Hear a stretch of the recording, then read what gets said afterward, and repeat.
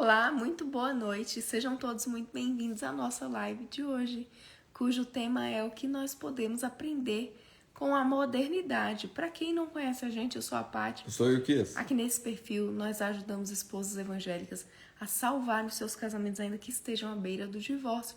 Você que está chegando agora, seja muito bem-vindo, seja muito bem-vinda. E aí, amor, nossa live de hoje, modernidade. O que a gente pode aprender com o que a gente viu numa série, né, amor? Vou começar com a seguinte pergunta. E se eu falasse para você que alguém vai ganhar muito dinheiro com o fim do seu casamento? Como é que você se sentiria? Qual seria a primeira coisa que viria à sua cabeça? Me diga aqui, coloca aqui nos comentários. Comenta aqui. Se alguém virasse e falasse assim, olha, Ilquias, parece que o casamento de vocês tem alguém torcendo para vocês acabarem porque tem gente que vai ganhar dinheiro com isso. Eu sei que normalmente nós evangélicos, né, os cristãos em geral, a gente já tem aquela ideia do trabalho que o diabo faz para nos derrubar. Só que a gente não consegue enxergar que esse ganho em relação ao diabo é um ganho financeiro. Então, a nossa relação, né, a nossa preocupação, ou pelo menos aquilo que nos ofende, acaba nos ofendendo de uma forma diferente. Mas quando alguém pensa bem assim, poxa, será que alguém vai ganhar dinheiro com isso? Eu acho que a ofensa, ela acaba tendo... Ela tem uma forma diferente. Eu acho que mexe com a pessoa. Olá, Núbia. Boa noite. A pergunta que eu fiz aqui, Núbia, se você quiser responder é: e se eu te falasse que alguém vai ganhar dinheiro com o fim do seu casamento? E aí, antes que alguém vire e fale bem assim, olha... É o advogado. Não, a gente não tá falando do advogado, né? Exato. Essa reflexão cabe a nós hoje, por quê? Porque a gente estava assistindo uma determinada série, e nessa série, era uma série que fala sobre site de relacionamentos extraconjugais. Ou seja, para adultério, gente. Exatamente, para adultério. E o que mais me chamou a atenção é que boa parte das coisas que muitas vezes nós ouvimos quando estamos em crise no casamento foram criadas por marqueteiros, meu. A galera se junta lá e fala, como é que a gente pode vender para o público em geral a dinâmica do pessoal entrar nesse site? Porque a ideia desse site foi um site criado no ano 2000 e de lá para cá ele só aumentou. Ou seja, normalmente era para pessoas casadas que entravam lá para encontrar outras pessoas casadas para atrair. E aí, o que mais me gerou aquela afronta é que quando você pensa em alguém tentando acabar com o seu casamento, você está pensando no diabo, na pessoa que está traindo, e não alguém querendo ganhar dinheiro, alguém querendo lucrar com isso. E a dinâmica deles era exatamente essa. Ou seja, quanto mais pessoas entrassem, quanto mais pessoas estivessem participando, cometendo adultério, mais dinheiro eles iriam ganhar. E, além disso, só que para isso funcionar, o que eles tinham que fazer? Eles tinham que mudar a nossa cabeça. Por quê? Porque boa parte de nós considera isso errado.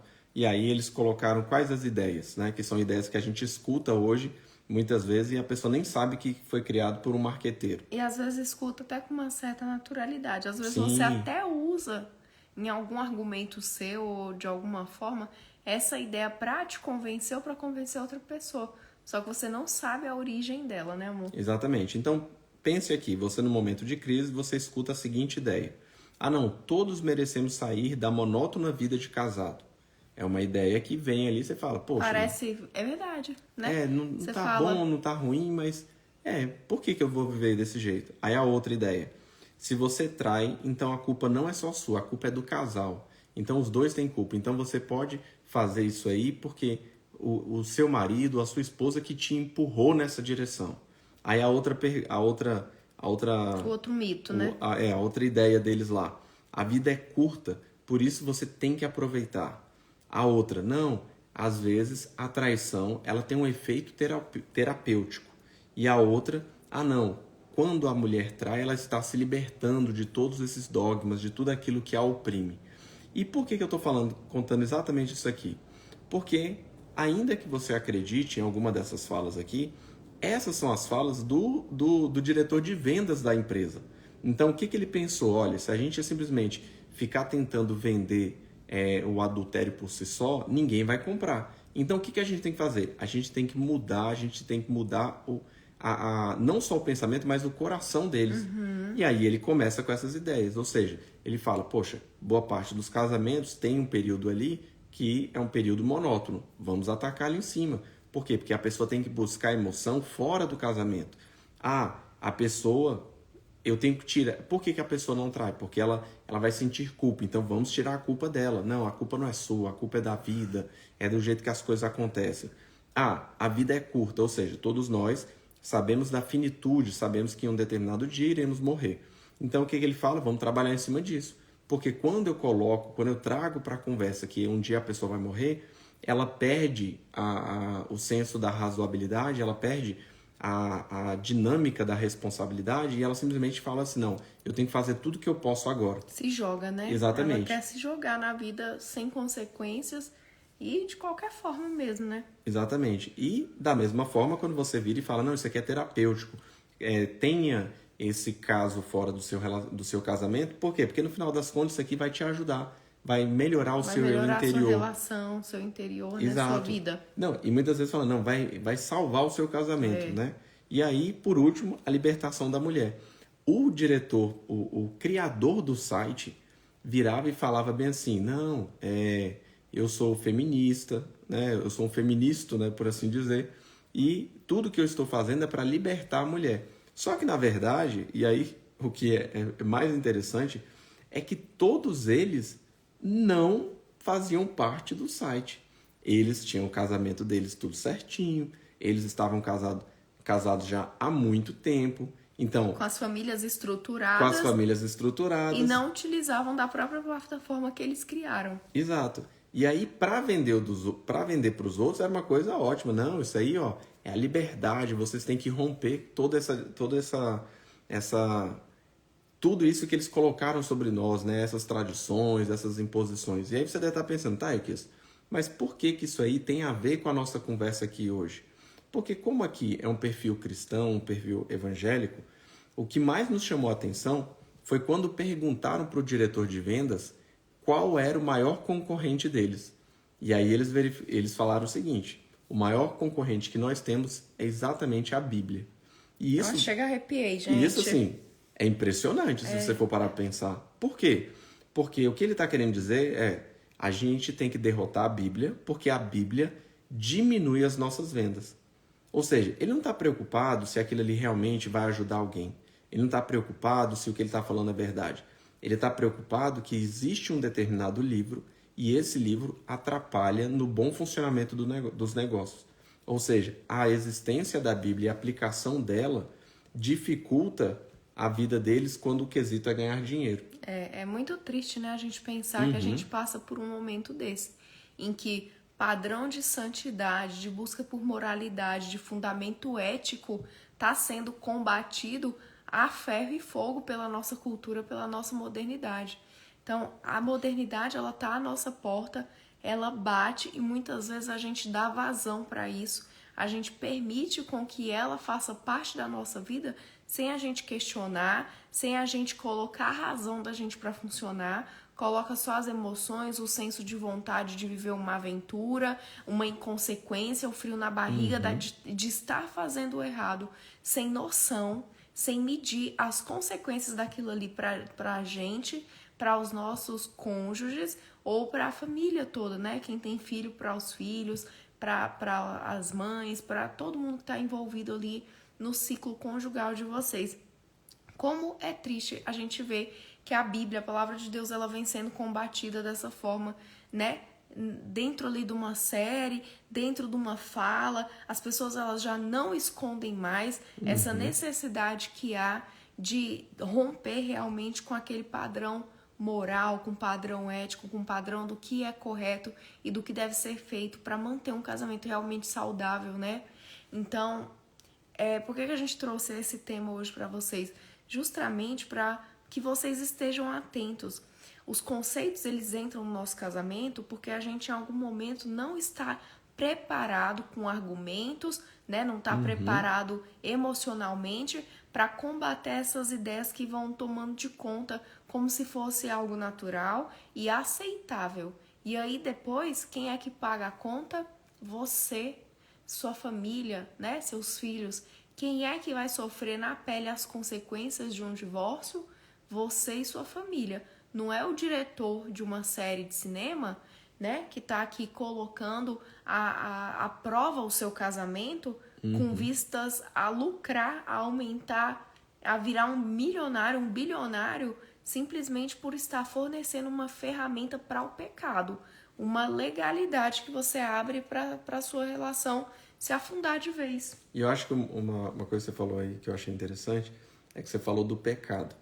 Nessa discussão, eles desconsideram a ideia do pecado. Não há essa ideia. Exato, porque a partir do momento que o nosso relacionamento, o nosso casamento, ele é única e exclusivamente fundamentado naquilo que a gente concorda, né? Então, acordamos determinada coisa, então você percebe que a gente desconsidera o pecado.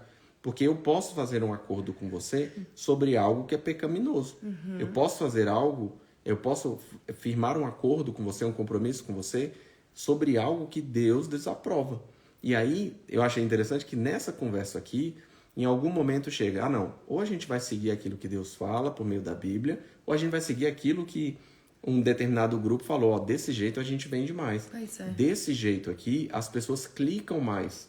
E aí, quando a gente para pensar nisso, não faz nenhum sentido você desconsiderar a palavra de Deus simplesmente porque alguém vai ganhar dinheiro. Só que quando entra na nossa casa, não entra desse jeito. Não, é esse o grande problema. Quando entra na nossa casa, entra assim. Como um terremoto, uma devassidão, né? Então, eu ainda enxergo que é pior que isso. Porque se entrasse como uma crise instalada, né, entrasse como uma coisa, uma tragédia, a gente conseguiria barrar. Por quê? O casal, querendo ou não, quando tem uma determinada tragédia, ele acaba se unindo, né, para resolver aquilo. O problema é quando entra como uma ideia muito sutil, sabe? Sim, entra, natural. Exato. É igual esse vento que a gente tem aqui da janela, que quando a gente deixa aberto, a gente nem percebe que está ventando. Daqui um pouquinho a gente está com o nariz todo entupido.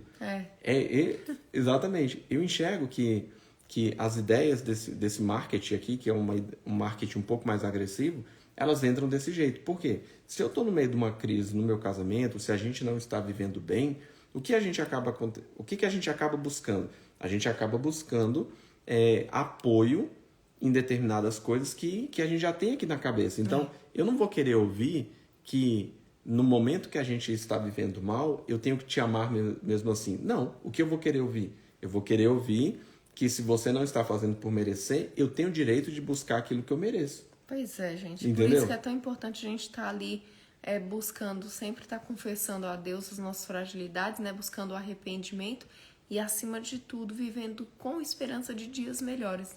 Através do quê? Do seu contato íntimo com Deus e com seu esposo, sua esposa também. Porque quanto mais a gente se distancia um do outro, mais espaço a gente vai abrindo para que essas informações lá de fora venham fazer morada dentro dos nossos lares. Exatamente. E ao mesmo tempo, eu acho que a gente tem que lembrar que aquilo que a gente escuta e que nos agrada não necessariamente é verdadeiro. Né? Eu tenho determinadas vontades. Todas as minhas vontades são legítimas.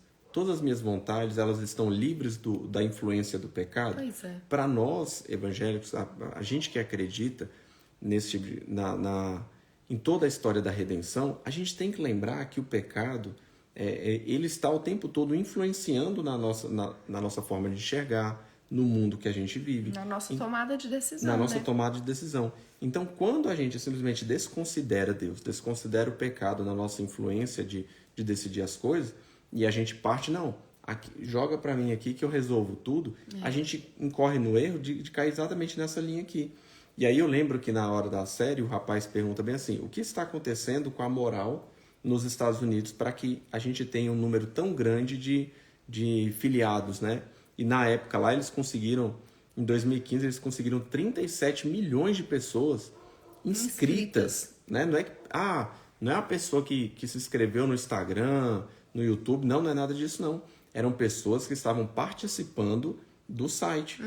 Ou seja, no início, quando a internet era quase terra de ninguém, gente. Sim, em 2015. O tanto que esse tema atrai, o tanto que as pessoas são vulneráveis a essas vontades da carne, às próprias emoções, sem medir as consequências mesmo, né? Sim, e o grande problema disso aqui é que eu acho que a palavra, por exemplo, se a gente pudesse resumir toda essa nossa live aqui, seria: desconsiderar o pecado não nos impede de sofrermos a consequência dele. Eu acho que seria isso, seria essa frase. Por quê? Porque o que foi feito aqui foi desconsiderar o pecado. Né? Foi simplesmente desconsiderar. Não, se a Paty permite determinadas coisas, então aquilo não é mais pecado. Se o Ilquias permite determinadas coisas, aquilo não é mais pecado. Só que o resultado vem.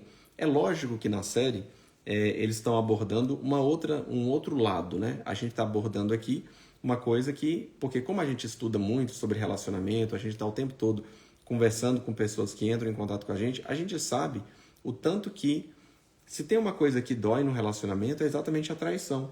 A traição ela não vem para restaurar nada. Não. Né?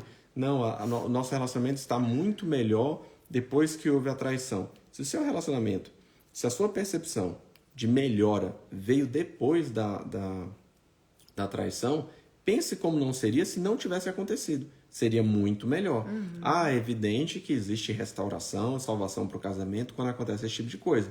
É verdade. Agora, a gente não pode considerar a traição como uma coisa... um ponto de partida para algo bom. Exatamente. Como que a gente vai melhorar? Não, vamos trair. Não é isso. E o pior é que lá na venda deles, eles consideram exatamente isso. E é interessante que, eu não sei se você percebeu, o cara o tempo todo vai contando e rindo. Entendeu? Ele não participa. Ele está se divertindo, né? Exatamente. Mas ele está se divertindo como? Às custas do outro. Com a destruição dos casamentos alheios. Exato. E aí ele tenta argumentar, não, eu não estou tentando destruir não, porque a vida é assim mesmo. A vida é assim mesmo na vida do outro. Então, uma preocupação que nós temos que ter é que o tempo todo que a gente está aqui na internet, que as pessoas estão vendendo determinados produtos, a venda do produto não é errado, né? Você vender, você lucrar, não tem problema. O problema é quando você tenta lucrar com algo, primeiro, que você não acredita, que você não aplica à sua vida, e segundo, algo que é exatamente contra aquilo que Deus estabeleceu. E que destrói vidas de pessoas, né, Exatamente. gente? Poxa, se na Bíblia está falando não adulterarás, e aí você fala, não, pode adulterar, que é top, entendeu? E assim, e ainda tem que entrar mais uma coisa na nossa cabeça, que é, pensemos assim, toda vez que você pensa num herói, você tem que pensar qual é o arqui-inimigo dele.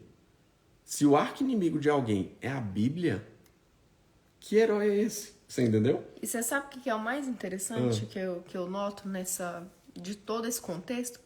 É que isso aqui é o objetivo não só desses sites, né, de encontros para adultério, mas isso é o objetivo de quem lucra com pornografia, isso é o objetivo de quem lucra com falas inadequadas sobre casamento, querendo derrubar a possibilidade de você ter um casamento feliz, justamente por quê? Porque quando ele derruba o seu casamento, na verdade, ele está repercutindo na forma como o mundo enxerga Jesus Cristo. Perfeito. Então, a gente tem uma mega responsabilidade como cristão.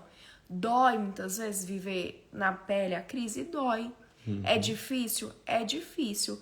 Mas se Deus deixou pra gente a possibilidade do casamento é porque ela é possível, né? Do mesmo jeito que Ele nos deu a possibilidade de salvação é porque a salvação é possível.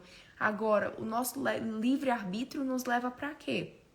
Então a gente precisa estar atentos para a gente não sofrer esse tipo de influência e sempre levantar a bandeira do cristianismo, sempre levantar a bandeira da Bíblia. Porque o que eles estão fazendo, na verdade, é atacando justamente a Bíblia, atacando a figura de Cristo. A percepção de amor, né? Quando ele ataca o seu casamento.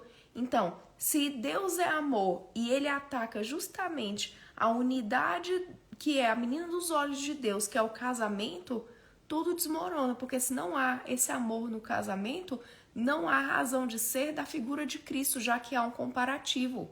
Então é muito mais sério do que a gente pensa. Não, e assim, é perfeita a sua colocação, porque eu não tinha me atentado. O ataque é muito pior, muito né? Pior. Porque, por exemplo, se eu viro e falo bem assim, se eu viro para vocês aqui e falo bem assim, a minha mãe parece com a Paty. Vamos pegar essa situação. Na hora vocês vão olhar para a Paty e vão pensar, então a mãe do Ilquias tem um cabelo comprido, tem a sobrancelha, tem uma sobrancelha pequenininha, o nariz pequenininho. Perceba que quando eu utilizo um determinado referencial para comparação ou para fazer menção, esse referencial ele tem que ser o mais fidedigno possível. Agora, se eu desvirtuo o referencial, Por consequência, eu desvirtuo também o foco principal. Exatamente. Então, por exemplo, quando eu viro e falo que você parece com a minha mãe, nesse exato momento, eu já estou mudando a minha mãe, né? Então, e o que traduz isso aí para ficar mais fácil? O que a Paty, no final das contas, ela quis dizer, e foi muito feliz na colocação dela, é que se a forma que temos de entender o amor que Cristo tem por nós é exatamente na forma que o marido trata a sua esposa, no exato momento que eu contamino essa relação aqui, qual é a condução lógica? Opa, se os maridos só tratam suas mulheres de forma ruim, Jesus, por consequência, também não trata lá essas coisas à sua igreja. Você entendeu? Perfeito. É muito profundo, gente. É muito mais profundo. Então é isso. A nossa live de hoje foi sobre essa percepção que a gente teve. Que a gente vai dormir indignado. Que a gente vai dormir indignado. Que a gente sempre assiste as coisas com um olhar mais criterioso mesmo. Justamente para poder trazer para vocês a percepção, né? Do que está por trás dessas coisas. Porque enquanto a gente está aqui como mero espectador, a gente está no momento de lazer e muitas das informações que são passadas vão sendo introjetadas no nosso relacionamento. Quando menos a gente espera, a gente está reproduzindo aquilo ali que a gente viu. É isso mesmo. Se a gente começa a assistir as coisas com um olhar mais crítico, com um olhar mais duvidoso e com um conhecimento que nos embasa, tudo muda, porque a gente consegue perceber o que é que realmente pode influenciar o nosso relacionamento e qual é a barreira de entrada que a gente cria para aquilo ali, né? A gente se prepara, a gente se programa para uma eventualidade, dificuldade naquele sentido. Então estejam atentos. Nem tudo que vocês veem é verdade, nem tudo que vocês veem é simplesmente obra do acaso. Não é, gente.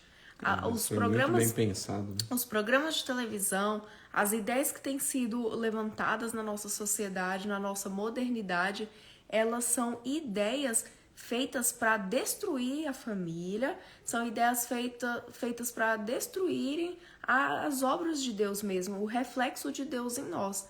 Então, quanto mais a gente ficar atento, quanto mais a gente ficar observar e quanto mais crítico a gente for, melhor vai ser a arma que a gente vai usar contra esse tipo de ataque, tá?